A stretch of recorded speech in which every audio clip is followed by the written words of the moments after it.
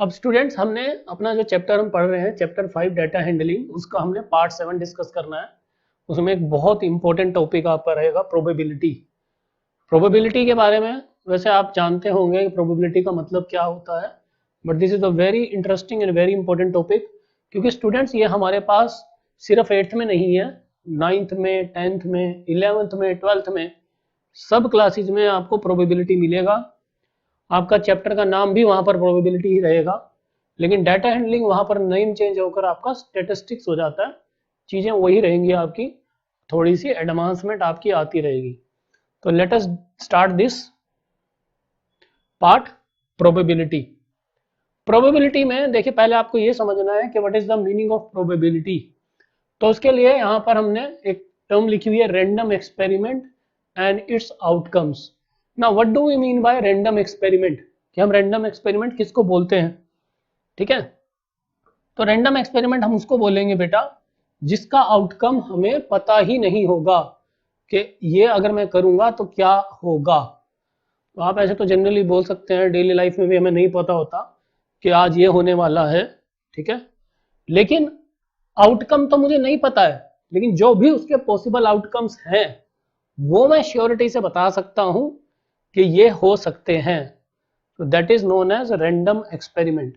अब सबसे पहले अगर हम बात करें टर्म की, प्रोबेबिलिटी की, तो प्रोबेबिलिटी क्या होता है। जैसे आज हमारा वेदर बहुत ज़्यादा सपोज क्लाउड्स हैं, ठीक है, तो आप ये कह सकते हो कि शायद आज बारिश होगी, लेकिन क्या आप श्योरिटी से कह सकते हो कि आज बारिश होगी? नो, वी कैन नॉट से दिस। ठीक है, हो सकता है कि थोड़ी देर में बादल हट जाएं और क्या हो, पूरी तेज धूप निकल आए, इस बात के भी चांसेस हैं, लेकिन वहां पर हमारे पास इक्वल चांसेस नहीं है। मैं ये नहीं कह सकता कि हाँ श्योरिटी से बारिश होगी, ये इतने परसेंट चांसेस हैं, या 1/3 हम बोल सकते हैं कि प्रोबेबिलिटी है बारिश होने की। लेकिन अगर मैं आपको बोलता हूं कि मेरे पास कॉइन है और मैंने उसको टॉस किया, है ना, आप लोगों ने सबने देखा होगा क्रिकेट मैच में दोनों कैप्टन पहले पिच पर जाते हैं और they use to toss a coin, इसलिए कि कौन सी टीम हमारी विनिंग कैप्टन डिसाइड करेगा कि वो बैटिंग करेंगे या बॉलिंग करेंगे। ये सब आपने देखा है। So why do we use a coin? ठीक है, ऐसा क्यों करते हैं? आपके पत्थर उठा के क्यों नहीं कर देते, है ना? इसलिए करते हैं क्योंकि हमें पता है कि एक कॉइन में जब हम टॉस करेंगे तो उसमें दो ही पार्ट होते हैं हमारे, एक होता है हेड और एक होता है टेल। तो जैसे you can see in this figure, ये हमारा है टेल और ये है हमारा हेड। अब जब आप कॉइन को टॉस करेंगे तो व्हाट इज द प्रोबेबिलिटी कि टेल आए या हेड आए।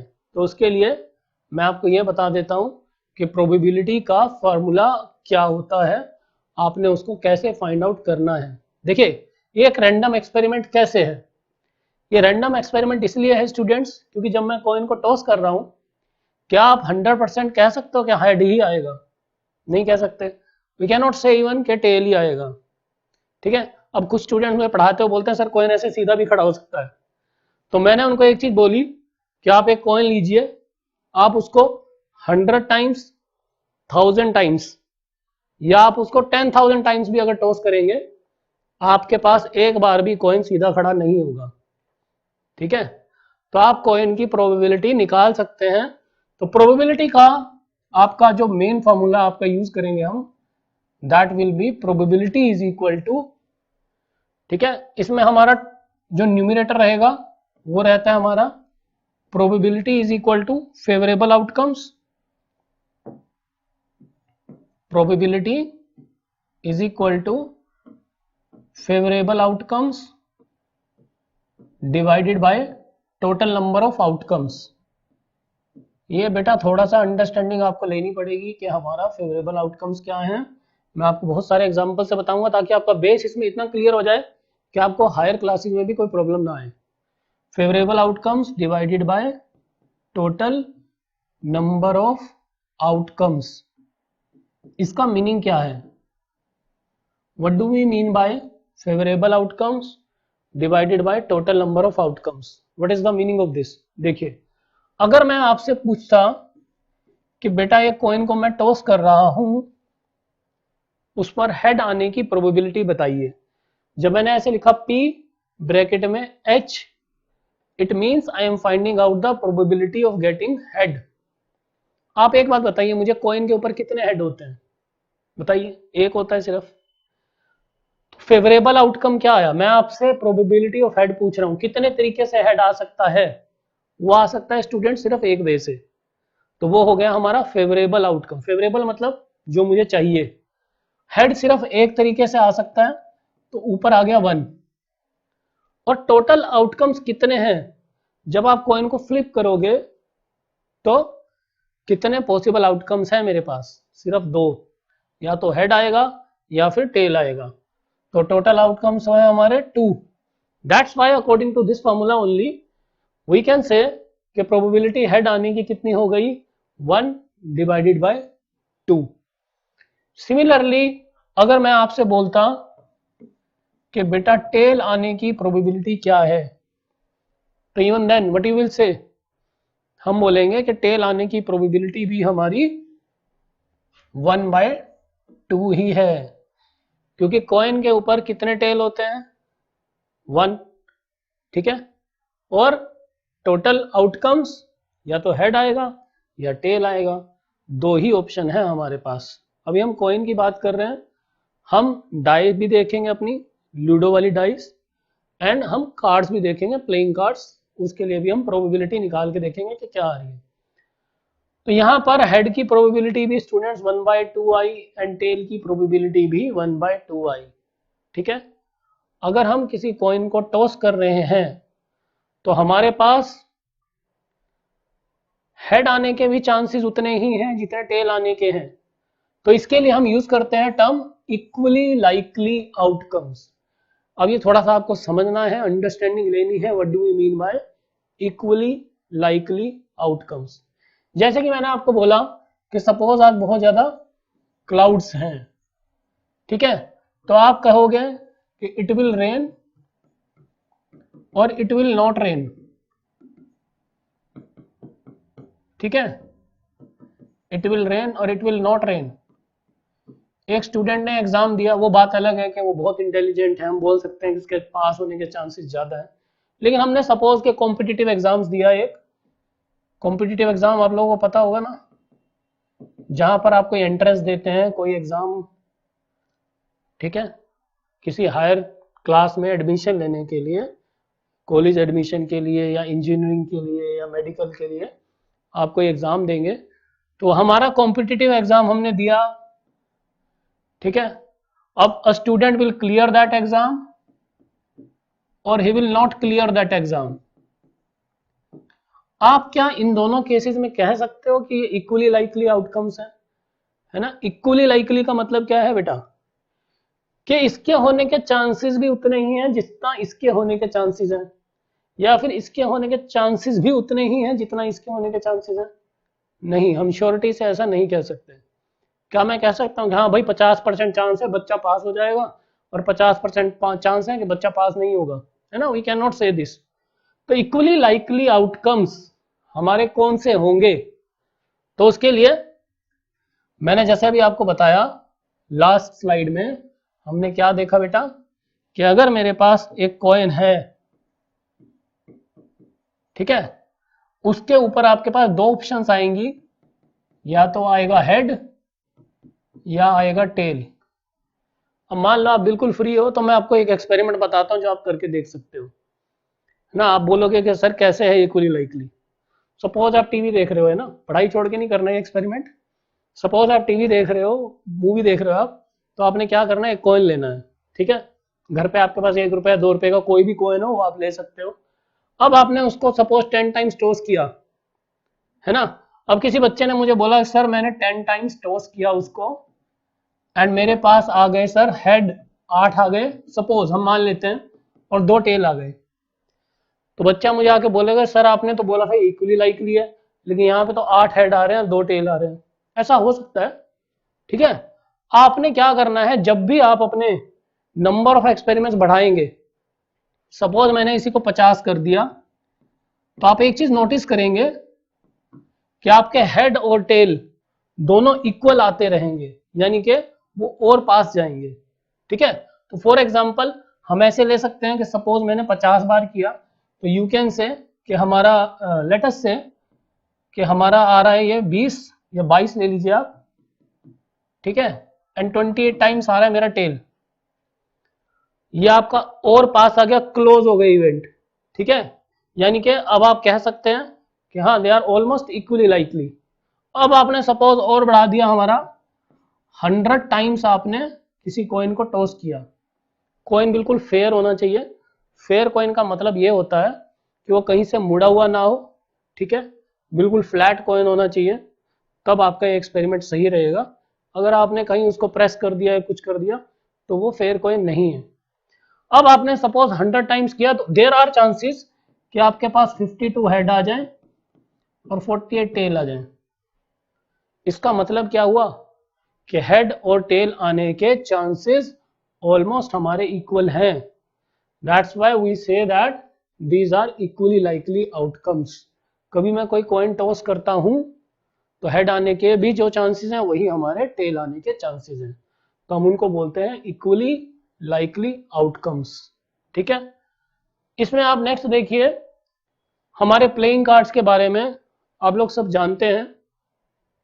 तो प्रोबेबिलिटी में अगर आप क्लास 8th में ही प्लेइंग कार्ड्स की प्रोबेबिलिटी सीख के जाते हैं तो आपको बहुत ज़्यादा हेल्प मिलेगी 9th में भी और 10th में भी, ठीक है।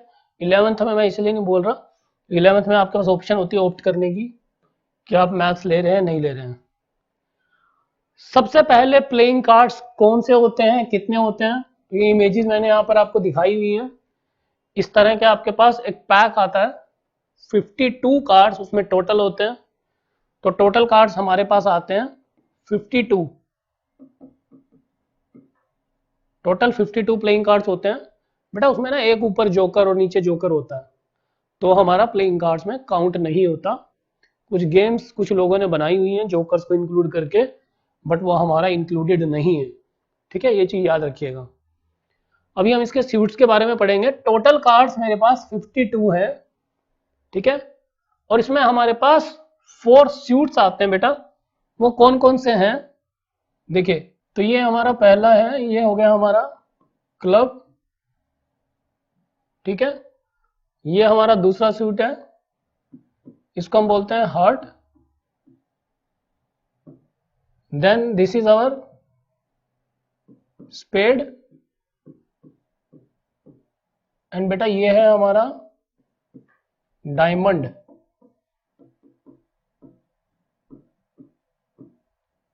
तो ये हमारा club, heart, spade and diamond, ठीक है, ये हमारे 4 सूट्स हैं। अभी इसके नेक्स्ट स्लाइड में मैं आपको इसके रिलेटेड नॉलेज भी दूंगा कि 52 कार्ड्स में हमारे पास जो क्लब हैं, क्लब के भी हमारे बेटा टोटल 13 कार्ड्स होते हैं, हार्ट के भी हमारे पास 13 कार्ड्स होते हैं, स्पेड के also we have 13, and for diamond also we have 13 cards. Total 52 हमारे बन गए हैं। 13 into 4 that is equal to 52। अभी आप एक बार नॉलेज ले लीजिए कार्ड्स कौन कौन से हैं, एंड देन हम इसकी प्रोबेबिलिटी थोड़ी थोड़ी डिस्कस कर लेंगे कि हमारे पास इसमें क्या क्या है। देखिए जब हम बात कर रहे हैं प्रोबेबिलिटी की, जैसे मैंने आपको 4 सूट दिखाए, उसमें हमारे पास 13 कार्ड्स होते हैं, और वो कहाँ से स्टार्ट होते हैं बेटा, इसको हम बोलते हैं एस। एस से हमारे स्टार्ट हो जाते हैं कार्ड्स, दिस इज एस, ठीक है। उसके बाद 2 3 4 5 6 7 8 9 10, and then we have J Q K, ठीक है। तो ये जो जे क्यू के आपको नजर आ रहे हैं, जे क्यू एंड के, इनको हम बोलते हैं फेस कार्ड्स। तो हमारे पास टोटल 13 कार्ड्स जो हैं, और मैंने जो आपको 4 सूट्स दिखाए हैं, ये 13 कार्ड्स हमारे हर एक सूट में होंगे। तो पहले आपको ये थोड़ा सा समझना है, ठीक है। हर एक सूट में मेरे पास सेम एस से लेकर किंग तक सारे कार्ड्स होंगे। This is called jack, this is queen, this is king. इन सब कार्ड्स को आप इस तरह से फेस कार्ड्स हैं हमारे, ठीक है। जोकर इज नॉट इंक्लूडेड, लेकिन अब जो पैक लेंगे तो उसमें आपको जोकर भी मिलेगा। तो ये हो गए हमारे बेटा फेस कार्ड्स। अब एक बार आप प्रोबेबिलिटी की बात कर लेते हैं, जो हमने अभी देखा समझा, उससे रिलेटेड प्रोबेबिलिटी आप कैसे निकालेंगे। तो सबसे पहले सपोज मैंने आपको ये बोला कि स्टूडेंट्स आपके पास 52 कार्ड्स जो हैं उसमें से आपने एक कार्ड निकाला, ठीक है। आपसे मैंने पूछा कि what is the probability that this will be a card of this suit club. तो आप कैसे निकालेंगे प्रोबेबिलिटी? मैंने आपको बताया favourable outcome divided by total outcomes. Favourable का मतलब मेरे पास टोटल कितने हैं बेटा क्लब, मेरे पास है टोटल 13 कार्ड्स क्लब के। तो प्रोबेबिलिटी क्या हो गई हमारी क्लब आने की, क्लब का कार्ड आने की प्रोबेबिलिटी क्या हो गई? टोटल इज 13, 13 डिवाइडेड बाय 52, 1/4, ये वही हमारी प्रोबेबिलिटी क्लब का कार्ड आने की 1/4। सिमिलरली स्टूडेंट्स आप हार्ट आने की बोलेंगे, स्पेड आने की बोलेंगे, डायमंड आने की बोलेंगे, सबकी प्रोबेबिलिटी आपकी 1/4 होगी, बिकॉज सबके कार्ड्स मेरे पास 13, 13, 13 है, ठीक है। इसी तरह से अगर मैं सपोज आपको ये बोलता हूँ, देखिए ये मैंने आपको 4 सूट दिखाए हुए हैं, चारों सूट्स में हमारे पास एक एक एस होता है। तो अगर मैंने आपको जैसे भी दिखाया है यहाँ पर सेम 13 कार्ड्स आपके पास हर एक सूट के होंगे, तो अगर मैं आपसे ये पूछता कि what is the probability of getting S, इस बार मैंने सूट मेंशन नहीं किया है, मैंने आपको बोला है कि मैंने 52 कार्ड्स में से एक कार्ड निकाला, तो आपने बताना है कि एस आने की प्रोबेबिलिटी क्या है। तो आप क्या बोलेंगे? 4 डिवाइडेड बाय 52, बिकॉज मुझे पता है मेरे पास टोटल 4 एसीज होते हैं 52 में से। तो स्टूडेंट्स ये कितना आ गया? 1/13 प्रोबेबिलिटी ऑफ एस। सिमिलरली आप कोई भी कार्ड लें, जैसे सपोज मैंने आपको बोला कि मेरे पास किंग आने की प्रोबेबिलिटी क्या है, तो किंग टोटल कितने हैं बेटा? कोई भी आप कार्ड ले लें, सारे मेरे 4 हैं, ठीक है। तो आपने बोल दिया 4/52, तो कितना आ गया? 1/13। लेकिन सपोज मैंने आपको ऐसे पूछा what is the probability of red king, तो आपने एक चीज नोटिस की होगी 52 में से 26 मेरे ब्लैक हैं, ठीक है, club and spade are black, तो टोटल 26 ब्लैक हैं, 26 रेड हैं, ठीक है। अगर मैंने आपको बोला है कि what is the probability of red king, तो रेड किंग कितने हैं बेटा मेरे पास? मेरे पास होंगे सिर्फ 2 रेड किंग, एक हार्ट का और एक डायमंड का। तो आप क्या बोलेंगे? What is the probability of red king? 2/52, that is 1/26, ठीक है। इस तरह से आप कार्ड से रिलेटेड कोई भी प्रोबेबिलिटी हैंडल कर सकते हैं, ठीक है। This is very easy, but आपको एक बार पता होना चाहिए बेटा कि सूट्स कौन से होते हैं और मेरे कार्ड्स कौन कौन से होते हैं। अगर मैं टोटल फेस कार्ड्स की बात करूं, तो टोटल फेस कार्ड्स कितने होंगे मेरे पास? देखिए हर एक सूट में मेरे पास 3 फेस कार्ड्स हैं, जे क्यू के, ठीक है। हर एक सूट में हमारे पास बेटा 3 फेस कार्ड हैं जे क्यू के, और टोटल सूट्स कितने हैं मेरे पास? 4, ठीक है। तो टोटल फेस कार्ड्स हो गए मेरे पास 12। इस तरह से आप कोई भी प्रोबेबिलिटी कार्ड से रिलेटेड हैंडल कर सकते हैं। नेक्स्ट है हमारा टॉपिक, इसमें डाई के बारे में हम पढ़ेंगे, ठीक है। तो हमारे जो आउटकम्स होते हैं उन्हीं को हम किसी भी रैंडम एक्सपेरिमेंट के इवेंट्स बोल देते हैं। आउटकम्स क्या होते हैं? ये डाई आप लोगों ने सबने यूज की हुई है ना, लूडो खेलते हुए आप सब यूज करते हैं इसको, इससे रिलेटेड प्रोबेबिलिटी भी हम हैंडल करेंगे। आपको पता है कि अगर मैं इसको रोल करता हूं तो डाई के ऊपर हमारे पास 6 पॉसिबल आउटकम्स होते हैं ना, 6 पॉसिबल आउटकम्स होते हैं। कौन कौन से? या तो इसके ऊपर 1 आ सकता है, 2 आ सकता है, 3, 4, 5, 6, इन 6 नंबर में से कोई भी नंबर आपके पास आता है, ठीक है। आप खेलते हो ना स्नेक एंड लैडर या फिर लूडो, तो उसमें हमारे पास 6 में से कोई भी नंबर आ सकता है। तो ये सारे मेरे जो आउटकम्स हैं हम इनको बोल सकते हैं इवेंट प्रोबेबिलिटी में। अगर मैं आपसे पूछता हूं कि 1 आने की प्रोबेबिलिटी क्या है, 1 एक ही तरीके से आ सकता है ना, तो फेवरेबल इज टोटल आउटकम्स 6। अगर मैं आपसे पूछता हूं 3 आने की प्रोबेबिलिटी क्या है, तो बेटा उसको 3/6 मत लिख देना। 3 कितने वे से आ सकता है, एक ही वे से आ सकता है 3। डाई के ऊपर जो 6 फेस है मेरे पास, उसमें एक के ऊपर ही 3 लिखा हुआ है, तो दैट इज ऑल्सो 1/6। अगर मैं आपसे पूछता हूं कि मैंने डाई को रोल किया है ना, आपकी लूडो वाली डाई को हमने रोल किया, आपको मैंने पूछा कि प्राइम नंबर आने की प्रोबेबिलिटी क्या है, तो प्राइम नंबर इसमें कौन कौन से हैं स्टूडेंट्स, तो ये गलती मत करना, 1 को प्राइम नंबर बोल देते हो, और हमें लोअर क्लासेस से पढ़ाया गया है 1 is neither prime nor composite, तो प्राइम नंबर्स हैं 2, 3 एंड 5। ठीक है, तो हमारे पास 3 प्राइम नंबर हैं, तो what is the probability of prime number, 3 में से कोई भी एक आ सकता है, तो favourable outcomes 3 divided by total outcomes, तो टोटल कितने हैं 6, तो प्रोबेबिलिटी हो गई प्राइम नंबर की 1/2। ठीक है, ये हो गई हमारी प्राइम नंबर। इसी तरह से एक और एग्जांपल ले लेते हैं, इवन नंबर आने की प्रोबेबिलिटी सपोज मुझसे पूछी गई। इवन नंबर कौन कौन से हैं बेटा इसमें,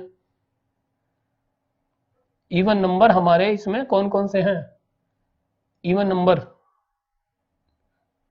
है हमारा 2, 4 एंड 6। ठीक है, ये तीनों हमारे इवन नंबर हैं, तो फिर से हमारी प्रोबेबिलिटी 3/6 विच इज 1/2। तो this die is very important, जब हम प्रोबेबिलिटी हैंडल करते हैं तो डाई के ऊपर आपके 6 आउटकम है, उससे रिलेटेड भी आपसे कोई ना कोई प्रोबेबिलिटी पूछी जा सकती है। सपोज मैंने आपको बोला what is the probability of getting a number greater than 4। अब ग्रेटर देन 4 कितने नंबर है आपके पास, सिर्फ 2, तो फेवरेबल आउटकम्स कितने हो गए 2, तो प्रोबेबिलिटी क्या हो गई इस इवेंट की, हम इसको सिर्फ ई लिख रहे हैं।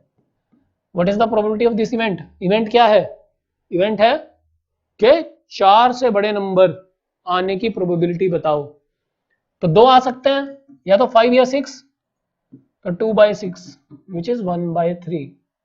तो बेटा ये था हमारा प्रोबेबिलिटी का बेसिक इंट्रोडक्शन, कि आप प्रोबेबिलिटी कैसे निकाल सकते हो कार्ड्स की, या फिर आपको कॉइन दिया हुआ है, या फिर आपको डाइस दी हुई है, या फिर कोई और भी आपको इवेंट दिया हुआ है, सिंपली आपने सेम फार्मूला यूज करना है। ओके।